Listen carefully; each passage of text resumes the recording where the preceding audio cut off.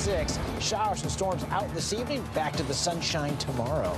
Plus, a 4-step plan to reopen the Commonwealth. The goal of the reopening plan is to methodically allow certain businesses, services, and activities to resume. As New Hampshire gets some businesses up and running. We're allowing them to flex open under new guidance with additional services. We have Team 7 coverage of the coronavirus emergency. There's more news today.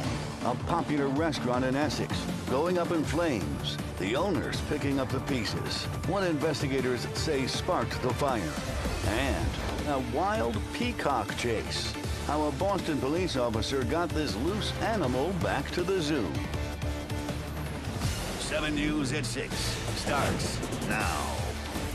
First at 6, that is wet weather moving in this afternoon. A live look at our radar, and you can see a whole lot of green. And we're told that some people could even see strong storms. So when can we expect this rain to move out of the area? And what's to come? Chief Meteorologist Jeremy Reiner here now with the first check at 6. Jeremy? Tracking several spokes of showers, downpour, and even some thunderstorm activity. Metro Boston dealing with some showers. The most intense activity is down to the south, coming out of northern Rhode Island, Attleboro area, just west of the Bridgewater area along 495. This is capable of producing a little bit of hail. We have seen this cell, when it was back over here in Rhode Island, produce a little bit of pea-sized hail. So as this continues to move north and east, lightning as well as some small hail, and there could be a gusty wind on the order of 25 to 35 miles per hour as this will move northeast toward northern Bristol County and into southern Norfolk County. There's another line of some downpour and perhaps a little bit of thunderstorm activity as well. We do have lightning data turned on, although right now when I look at that, I don't see much in the way of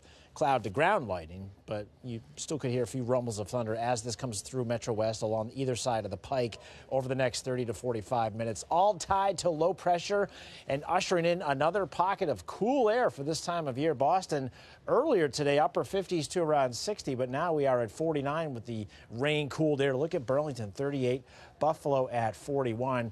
So the shower and the thunder shower activity will fade away this evening, especially after sunset. I think as we get to later on tonight, we'll have mostly clear sky. And for tomorrow, lots of sunshine. But it is another seasonably cool day with temps tomorrow afternoon, mid-50s. We should be talking about temperatures into the mid-60s. That will happen on Thursday. Even warmer on Friday. Those numbers coming up in a few minutes.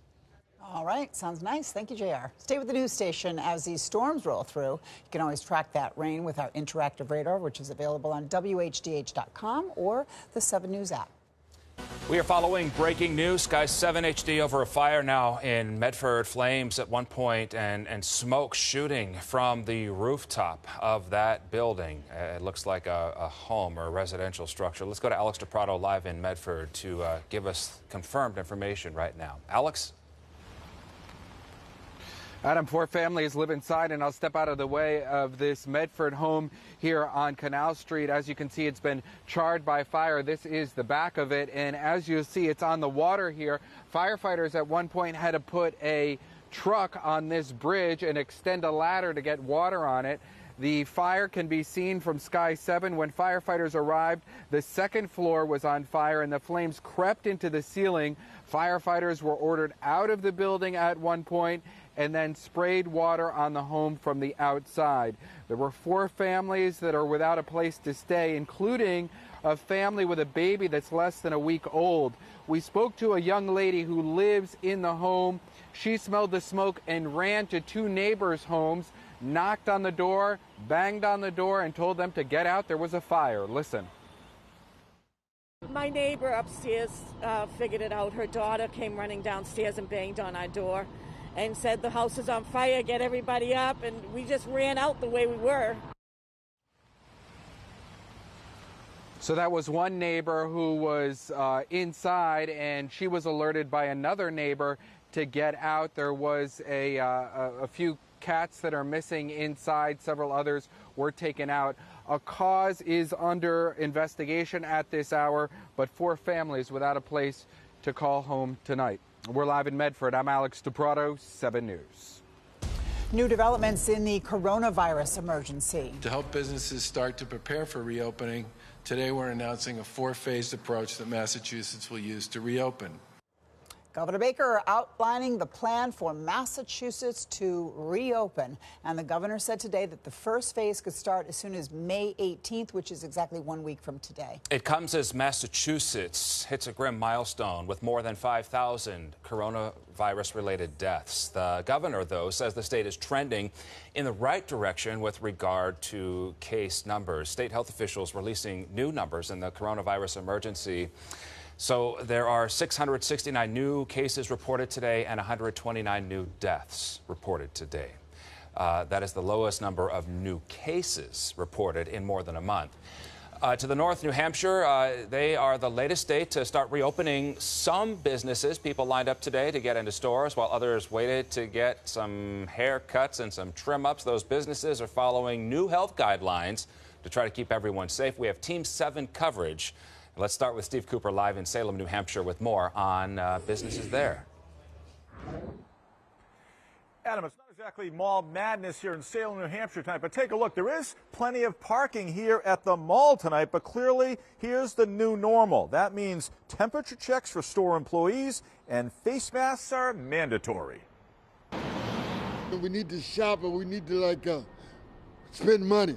One by one, masked up and with some semblance of sidewalk social distancing, anxious shoppers filed into the mall at Rockingham Park here in Salem, New Hampshire, seconds after the doors officially reopened at 11 a.m. What do you think about opening day?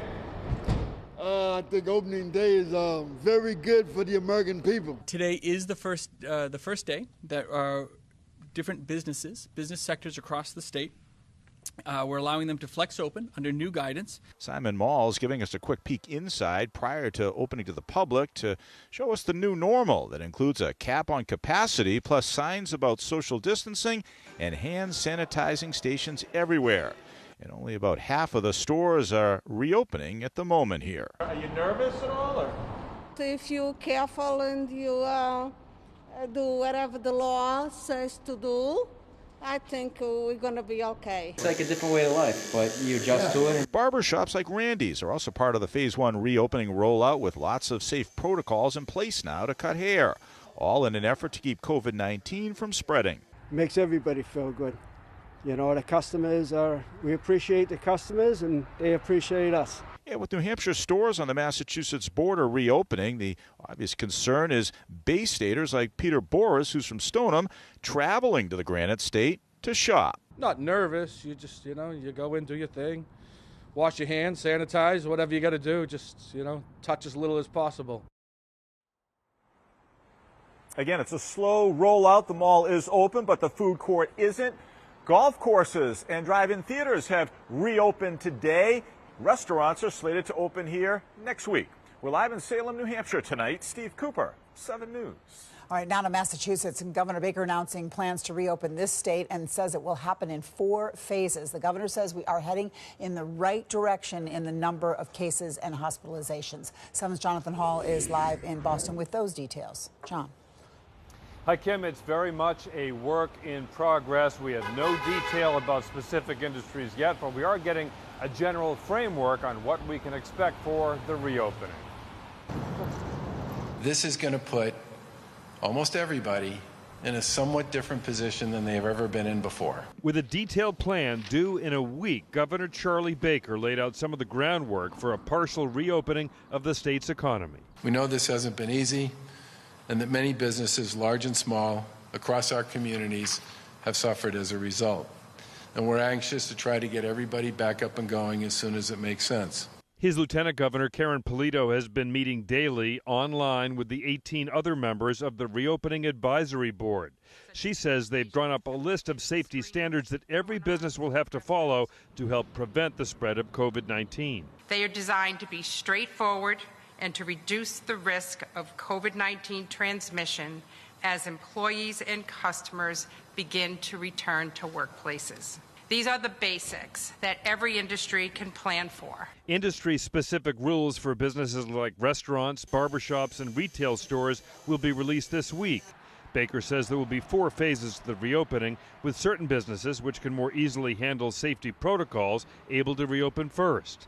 There could be 3 or 4 weeks between each phase, but it's all subject to the data on infections and hospitalizations. There isn't going to be a hard and fast on a lot of this. I asked the governor if he's apprehensive about reopening businesses, considering some are worried about a spike in COVID-19 cases after that happens. There's been nothing comfortable about this starting in the middle of March, and I would expect that the reopening is probably going to be somewhat uncomfortable too. Yeah, it has been the spring of our discontent. People want to get back to their normal activities and cookouts and baseball and tennis or whatever it is. The governor, for his part, says he hasn't been able to play basketball, and he doesn't know when he's going to get to do that again. Live in Boston, Jonathan Hall, 7 News. A plan is in place to reopen Encore Boston Harbor Casino. Meantime, Wynn Resorts has developed guidelines to keep everyone safe once their doors are back open. The plan features lots of changes to try to stop the spread of the virus. 7's Elena Pinto tells us more. New protocols for the Encore Boston Harbor Casino as they plan to be part of the phased reopening process, but it won't happen right away. We don't see ourselves in phase 1 or in one of the earlier stages. We see ourselves in one of the latter stages of this reopening, and we don't want to do that until obviously it's safe to do so. Brian Galbraith's the president of Encore Boston Harbor Casino, saying they're not rushing to reopen, but when they do, they're ready, coming up with new protocols to ensure guest and staff safety. Every single employee, before they re-engage in their job duties, will have to come through intensive training and recertification because everything that we do is going to be slightly different.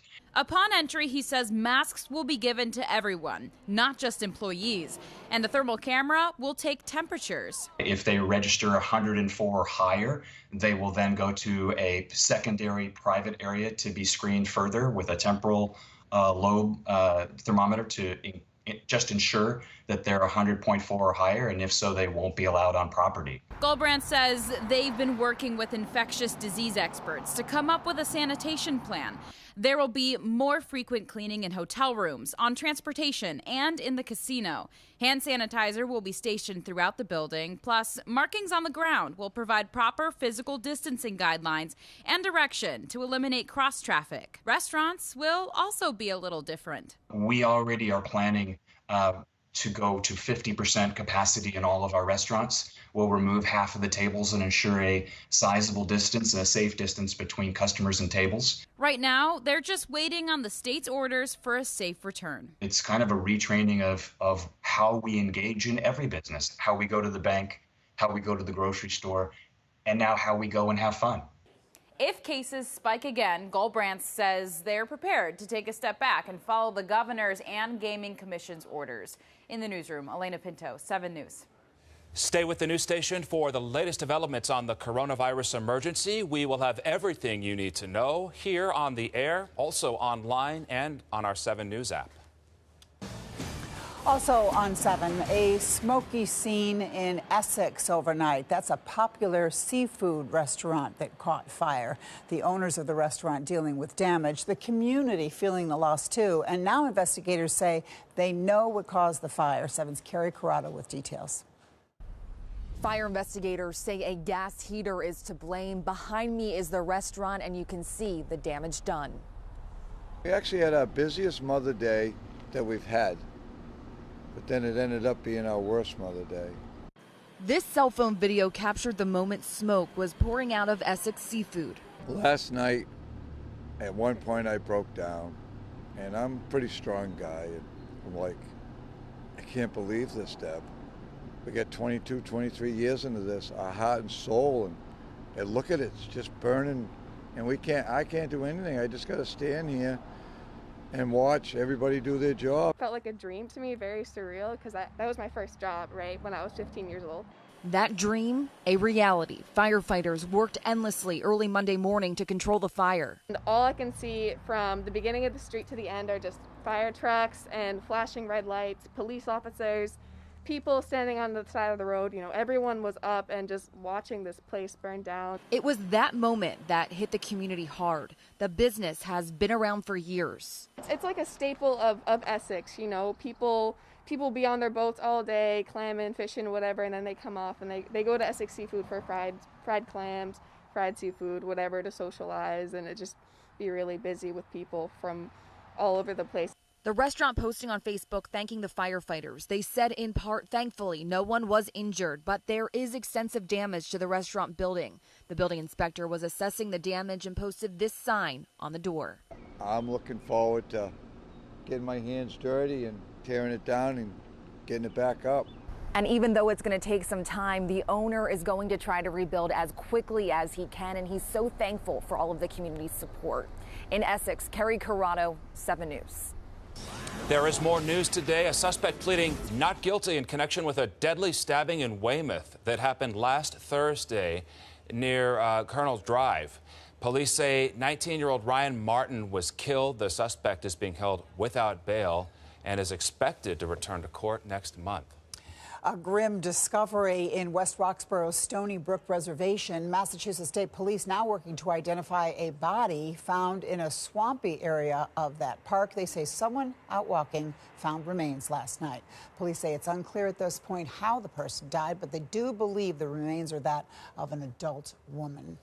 Still ahead for you at 6. We are keeping our eye on some storms right now, Jeremy. We are tracking a little bit of hail in some of those storms out towards Stowe and Marlborough. Another batch coming out of northern Rhode Island through Attleboro. 7-day forecast in a few minutes. And making the right call. How a Boston police officer got that escaped peacock back home. And we are following breaking news. Firefighters battling a huge fire at a home in Medford. Sky 7 HD over that scene earlier. We will have updates as we continue on the news station. Glad you're watching at 6.